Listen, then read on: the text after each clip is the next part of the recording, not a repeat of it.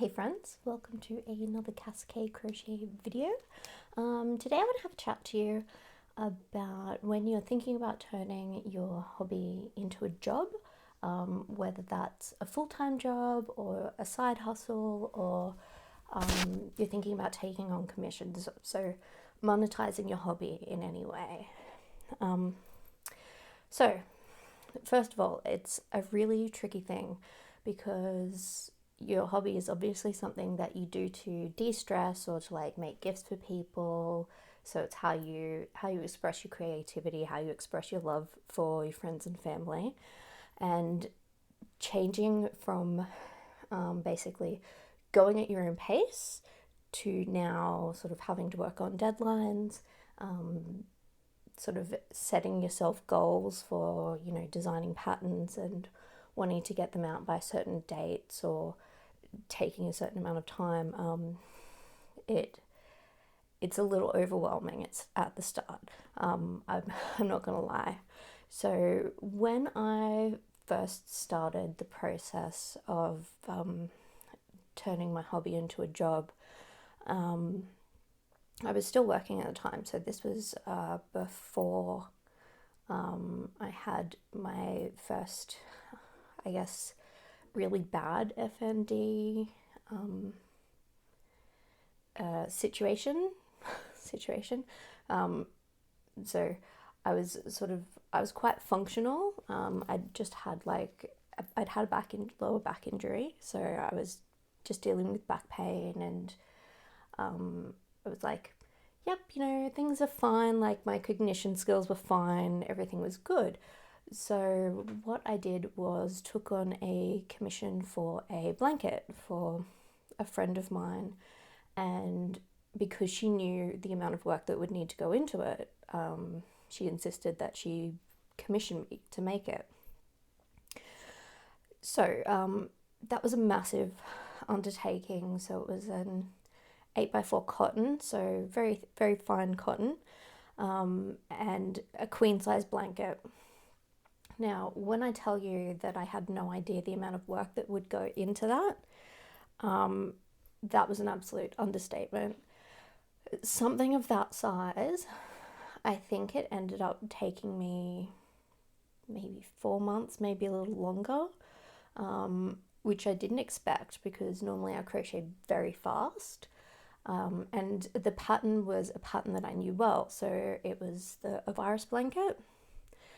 But then again, the fineness of the thread, the fact that she wanted it queen size, yeah, that kind of blew my mind. So she was like, I'll pay you for the cost of all the materials.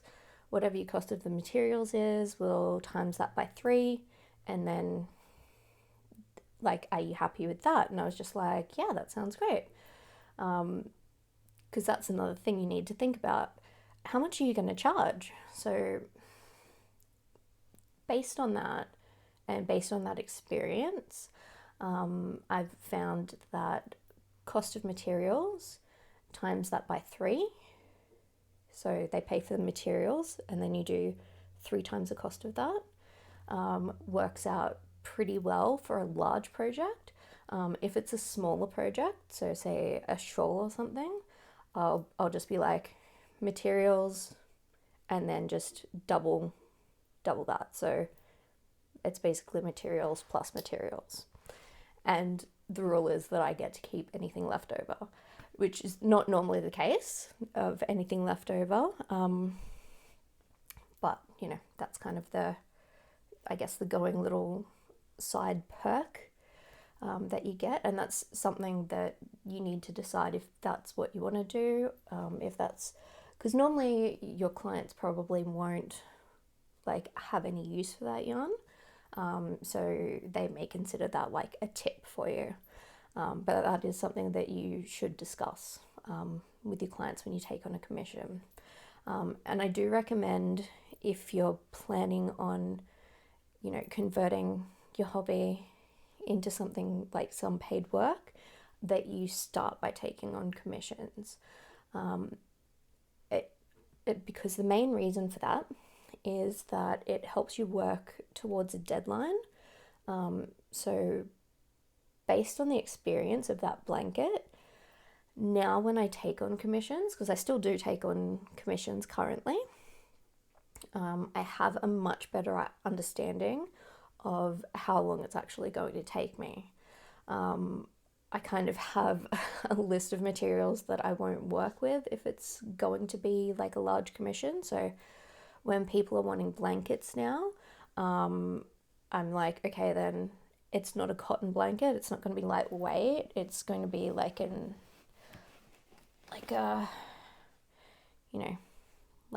a wool like this. So this is the Hobby Mega Ball. It's acrylic. It's not the super fine. It's not like, it's pretty fine for an acrylic. It's actually very nice. The quality is really similar to the Hobby Color Crafter. So keep that in mind. It's much cheaper. But anything that I make that's a blanket, it's going to be sort of that sort of DK weight or heavier, just because that again takes a bit less time, so the client gets it faster, and it also sort of gives you a bit of time to breathe while you're actually working on it.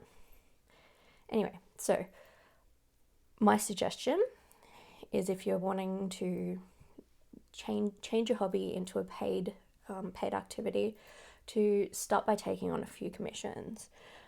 Could be one, could be half a dozen, because it'll just give you a better idea of the actual speed that you can work at when you have a specific project that somebody else has chosen, and sort of how you manage your time, because that's another really important thing, because I know that a lot of you would be also working full-time or part-time, so it's doing all of your regular sort of work stuff and house stuff, and then adding this on top.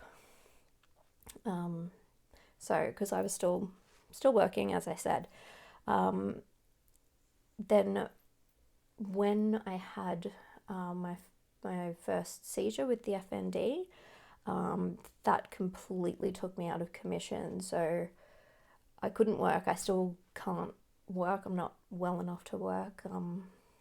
So within about 30 minutes of actually focusing on a task, and like sort of working on something, basically it's a massive stress trigger. So, and even if it's not a stressful thing, and if it's something that I don't think is stressful, it's a stress trigger in my body. So my body basically shuts down. So that, and also with the numbers thing, I've always worked in accounts, so someone who can count, generally important to have in accounts. The next step is, okay then, so you've done a couple of commissions, you've got some extra monies, you'll probably put that back into different yarns, or even better tools, so like fancier crochet hooks, like more ergonomic hooks. I learned the importance of ergonomic hooks pretty early on, but I was lucky enough to have a full set of ergonomic hooks when I took on the Behemoth, which was what we affectionately call my friend's beautiful cotton blanket. So yeah, you'll have a great idea of your working speed, and an idea of how long it actually does take you to complete a project. So the next step is then designing. So you'll also be doing this probably outside of work hours, or outside of your responsibilities. It's a tricky thing, because I've shown you in previous videos sort of how my designs sort of haven't quite matched up to what I have in my mind. So the designs that I've drawn don't match up to the shawls that I've made, which I think is totally fine. Because that first design, I'll get something made that looks exactly like that very soon.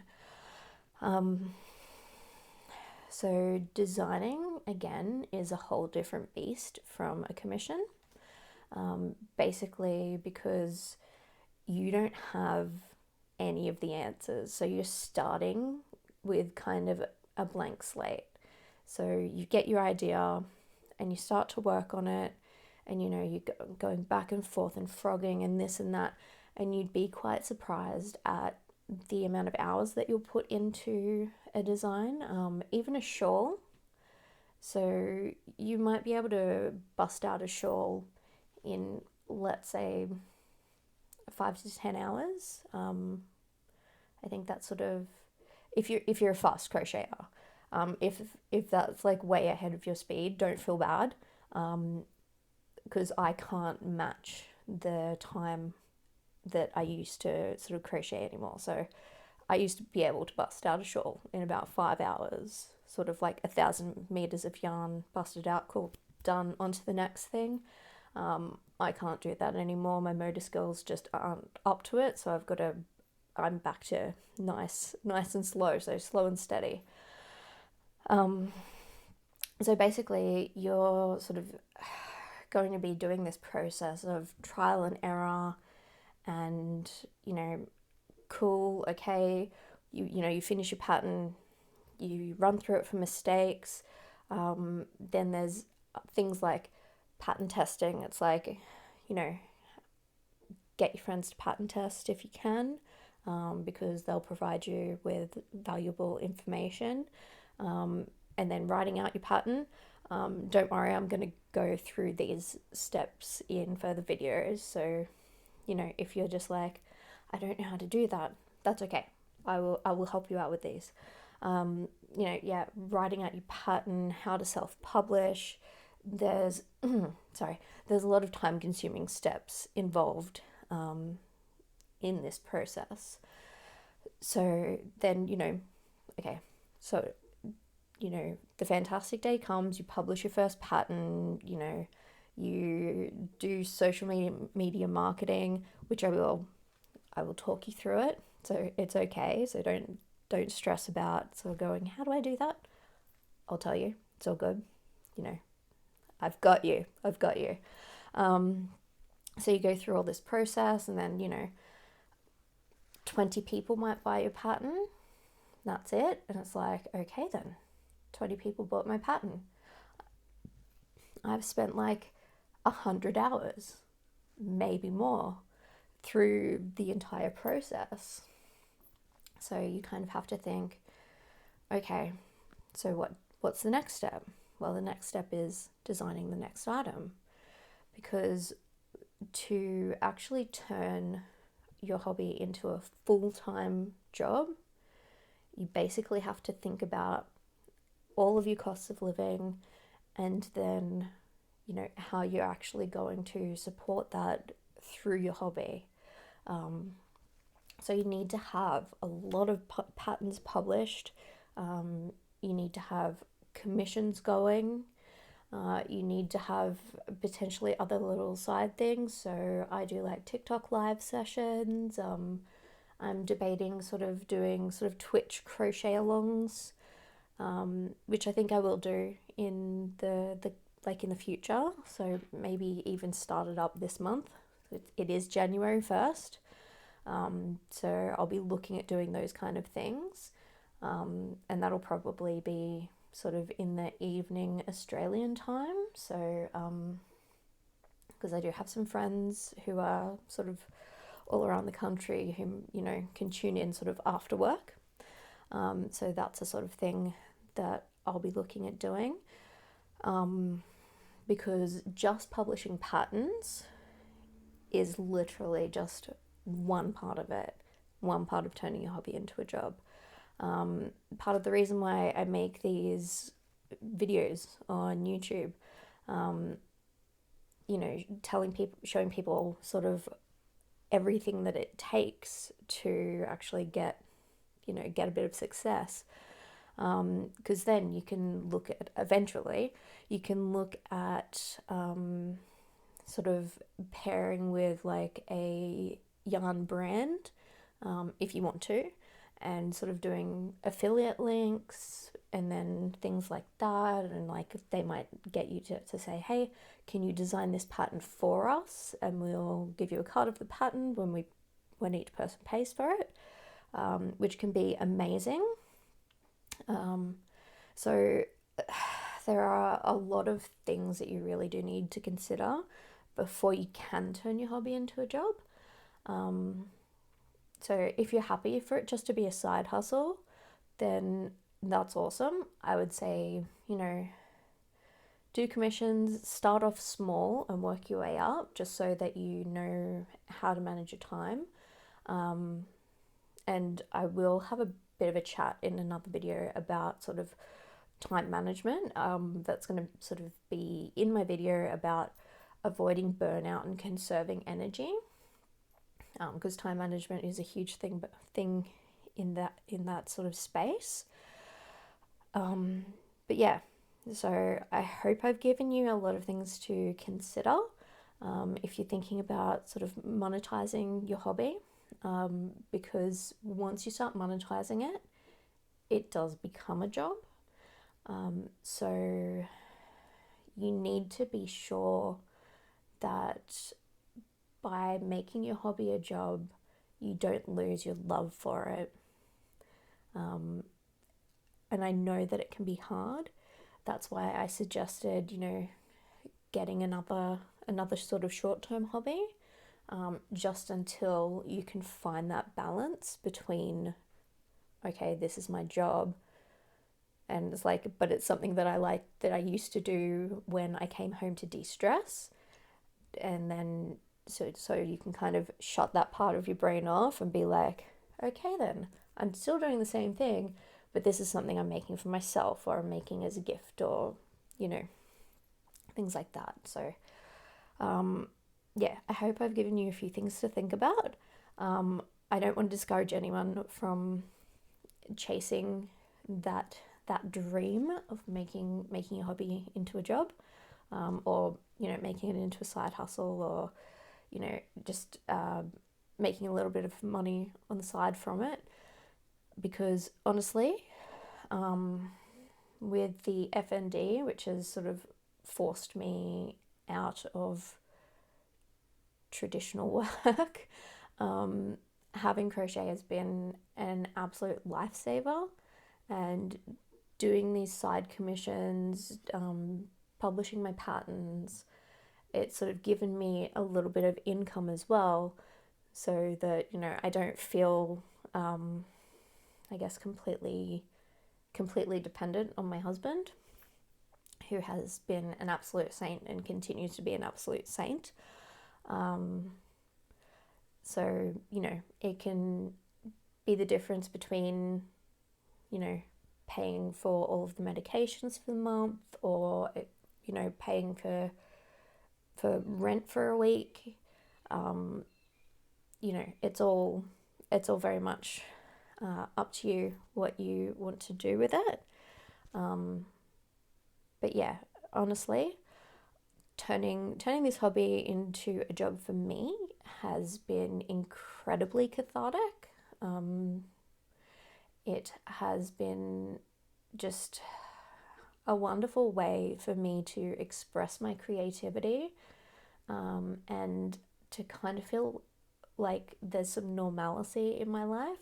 So I get to be creative, which is super fun, but then I also get to be analytical. So when I'm designing, like drawing up the patterns and then doing the testing, and then self-publishing and then marketing and all those sorts of things. So I get to engage kind of both sides of my brain, which is fantastic.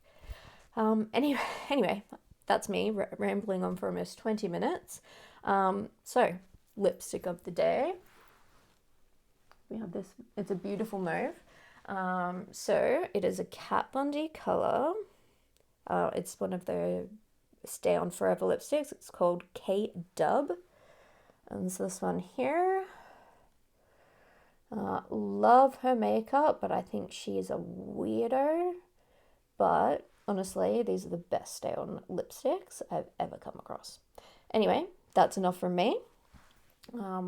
Happy New Year. Sorry I had to take a break between my last video and now. Thought we got COVID, didn't get COVID. Actually turned out to be a kidney infection, so almost went to hospital like a couple of days ago, but the antibiotics have finally kicked in, so I'm doing okay. He's doing better. Anyway, that's enough from me, and I will see you in the next video. Yeah, Happy New Year. Don't make New Year's resolutions. If you have to wait until the first first day of the new year to make a resolution, then you're not going to stick to it. If it's a resolution, you'll start it the day you think of it. Keep that in mind. Anyway, love you guys, mwah, and I'll see you real soon.